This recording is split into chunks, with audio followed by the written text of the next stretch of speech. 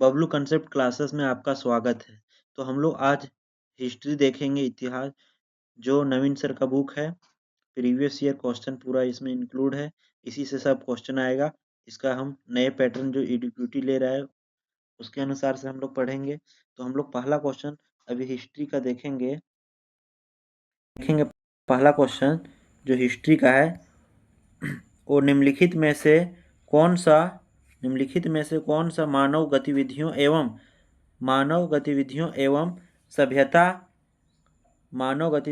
सभ्यता के प्राग ऐतिहासिक काल का सही कालानुक्रम है। मतलब बोल रहा है कि सबसे पहले कौन सा काल आया, फिर कौन सा, फिर कौन सा। तो सबसे पहले जो काल आया था वो पूरा पाषाण काल था, दूसरा था मध्य पाषाण काल, तीसरा नव पाषाण काल। तो पहला ऑप्शन में हम लोग देखेंगे पूरा पाषाण काल, मध्य पाषाण काल, नव पाषाण काल। तो पहला ऑप्शन सही होगा, क्योंकि पहला में पूरा पाषाण काल, मध्य पाषाण काल, नव पाषाण, इसलिए पहला आंसर क्या होगा, सही। और हम लोग नेक्स्ट आगे इसके बारे में थोड़ा सा डिटेल जानकारी प्राप्त करेंगे कि पूरा पाषाण काल का जो समय अवधि था वो 5 लाख BC से 10,000 BC तक था। और जो मध्य पाषाण काल का समय अवधि था वो 10,000 से 6,000 था। और नव पाषाण काल का था वो 6,000 से 1,000 BC था। नेक्स्ट क्वेश्चन हम लोग देखेंगे, दूसरा नंबर क्वेश्चन, कि भारतीय पुरातत्व का जनक किसे कहा जाता है।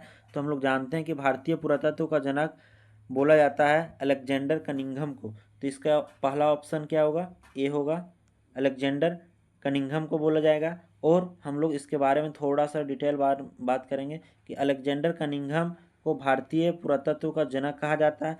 और इसका जन्म जो हुआ था 1814 ईस्वी लंदन में हुआ था। ब्रिटिश अधिकारी के रूप में बंगाल इंजीनियरिंग ग्रुप के साथ काम करने के लिए नियुक्त किया गया था इसको।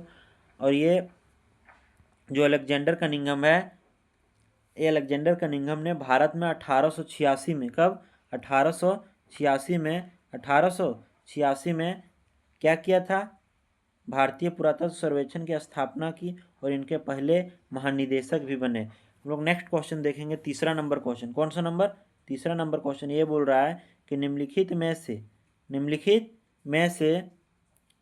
में से कौन भारत में पुरातात्विक महत्व का एक पूरा पाषाण काल स्थल है। मतलब ना, पुरातात्विक महत्व का एक पूरा पाषाण काल स्थल है। तो हम लोग इसका ऑप्शन देखेंगे। तो इसका ऑप्शन में हम लोग देखेंगे कि जिसका ऑप्शन है, पहला ऑप्शन है चिरांद। पहला क्या है, चिरांद। पहला चिरांद है, दूसरा बुरझौम है, तीसरा हुनसागी है, चौथा मेहरगढ़ है। तो इसका ऑप्शन सी होगा, हुनसागी। क्या होगा, हुनसागी। हुनसागी कर्नाटक राज्य में स्थित है। हुनसागी कहाँ है, कर्नाटक राज्य में स्थित है। और ये पूरा पाषाण काल स्थल है, यहाँ से ज़्यादातर जो प्राप्त हुआ था वो हम लोग देखेंगे कि चूना पत्थरों से बनाए गए औजार प्राप्त हुआ। यहाँ से जो प्राप्त हुआ था चूना पत्थरों से बनाए गए क्या औजार प्राप्त हुआ। लेकिन सोहन घाटी, सिरसा, कोटा और चित्तौड़गढ़, बेलन घाटी और ये सब जितना सारा है ये पूरा पाषाण काल स्थल है। और चिरांद, बुरझौम, मेहरगढ़ नव पाषाण कालीन स्थल, क्या, नव पाषाण कालीन स्थल है। नेक्स्ट क्वेश्चन हम लोग देखेंगे, होमो इरेक्टस का एक कपाल निम्न में से किस स्थल से प्राप्त हुआ है। तो होमो इरेक्टस का जो कपाल है, पहला ऑप्शन दिया है नर्मदा घाटी में हथनोरा, दूसरा दिया नर्मदा घाटी में होशंगाबाद, तीसरा सोन घाटी में बागोर, बेलन घाटी में बांस घाट। तो इसका पहला ऑप्शन होगा ये नर्मदा घाटी में हथनोरा। ये मध्य प्रदेश में स्थित है। कहाँ स्थित है, मध्य प्रदेश में। इसके बारे में हम लोग थोड़ा सा जानकारी प्राप्त करते हैं कि नर्मदा नदी के किनारे स्थित हथनोरा में होमो इरेक्टस का एक कपाल मिला है। होमो इरेक्टस प्लीस्टोसीन काल से मनुष्यों की प्रजाति थी। अभी क्या हुआ कि हथनोरा में प्राचीन मानव अवशेषों की खोज 1982 ईस्वी में अरुण सोनकिया ने की थी। नेक्स्ट क्वेश्चन हम लोग देखेंगे कि निम्नलिखित में से किस स्थल से मध्य पाषाण काल में पशुपालन के प्रमाण मिले। तो हम लोग मध्य पाषाण काल देखेंगे, ओदे, बोरी, बागोर, तो हो जाएगा बागोर, क्या होगा? बागोर। तीसरा का ऑप्शन होगा बागोर, क्या होगा? बागोर। क्योंकि जो पशुपालन का साक्ष्य जो मिला था ना, वो हम लोग जानेंगे कि आदमगढ़, और आदमगढ़ कहाँ पड़ता है? एमपी में। बागोर राजस्थान से प्राप्त हुआ था, यहाँ मेरा पास था बागोर। नेक्स्ट क्वेश्चन हम लोग लिखेंगे, देखेंगे कि किस काल या युग में पत्थर के औजार सबसे पहले पाए गए थे। तो पत्थर का औजार था वो सबसे पहले पूरा पाषाण काल में पाया गया था। कहाँ? पूरा पाषाण काल में। तो हम लोग देखेंगे कि पत्थर का औजार सबसे पहले पूरा पाषाण काल में पाया गया था। थोड़ा इसके बारे में हम लोग जानकारी लेते हैं, पूरा पाषाण काल के बारे में। पूरा पाषाण काल में पत्थर के औजार सबसे पहले पाए गए थे। पूरा पाषाण काल में क्या, कौन सा औजार पाए गए थे? पत्थर का औजार सबसे पहले पाए गए थे। किसका औजार? पत्थर का औजार पाए गए थे। और पूरा पाषाण काल में मानव गुफाओं में रहता था। पूरा पाषाण काल में मानव कहाँ रहता था? गुफाओं में रहता था। और पूरा पाषाण काल में मानव की जीविका का मुख्य आधार शिकार हुआ करता था, वो शिकार करता था। रॉबर्ट ब्रूस पहले व्यक्ति थे जिनके द्वारा भारत में 1883 ईस्वी में पूरा पाषाण काल के औजारों की खोज की थी। किसका औजार? पूरा पाषाण काल के औजार।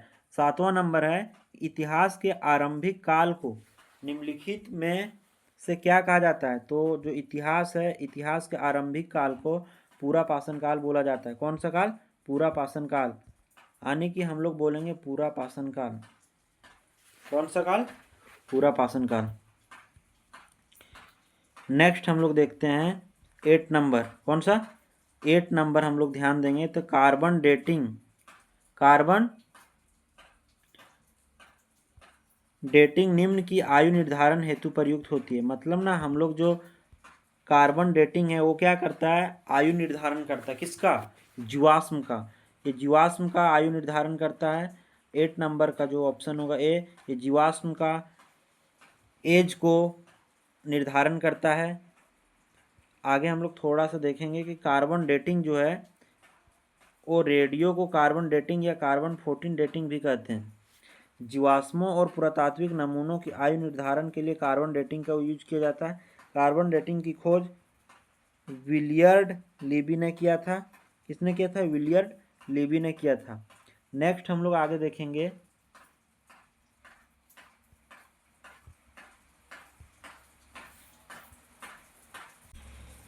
नेक्स्ट क्वेश्चन हम लोग देखेंगे कि बुर्जहोम, जो बुर्जहोम है नवपाषाण काल स्थल में स्थित था। तो बुर्जहोम नवपाषाण काल स्थित कहाँ स्थित था? जम्मू एंड कश्मीर में बुर्जहोम स्थित था। हाँ, बुर्जहोम जम्मू एंड कश्मीर में, जम्मू और कश्मीर में बुर्जहोम स्थित था। इसलिए इसका आंसर क्या होगा? जम्मू एंड कश्मीर। तो आज का क्लास यहीं रखते हैं, फिर नेक्स्ट क्लास में हम लोग मिलेंगे 10वां नंबर क्वेश्चन से।